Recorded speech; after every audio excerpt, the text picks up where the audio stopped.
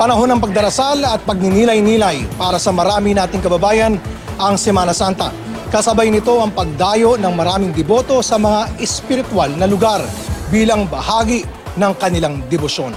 Narito ang report. Sa isla ng Tablas sa Romblon, matatagpuan ang groto na ito na ilang taon nang dinarayo ng mga deboto. Paboritong pasyalan ito ng mga gustong magnilay-nilay tuwing Semana Santa, lalo't malayo sa ingay at polusyon ng syudad ang groto. Pwede ring mag-Stations of the Cross doon. Matatagpuan din sa groto ang isang honesty store, walang bantay na tindera. Sa halip, malayang makabibili ng kanilang gusto ang mga bisita at bahala na silang mag-iwan ng bayad sa isang sisidlan.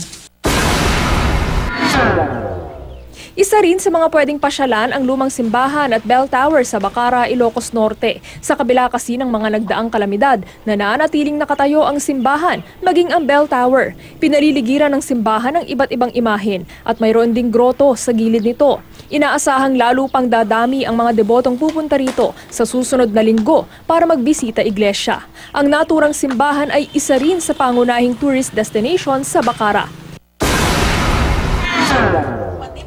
Sa Lawag City naman, doble kayod na ang mga gumagawa ng palaspas, 2 araw bago ang Palm Sunday. Sunod-sunod na raw ang order na palaspas para sa mga deboto. Ang pamilyang ito, ginawa ng family business ang paggawa ng palaspas. Ang isang tali, nagkakahalaga raw ng 15 piso.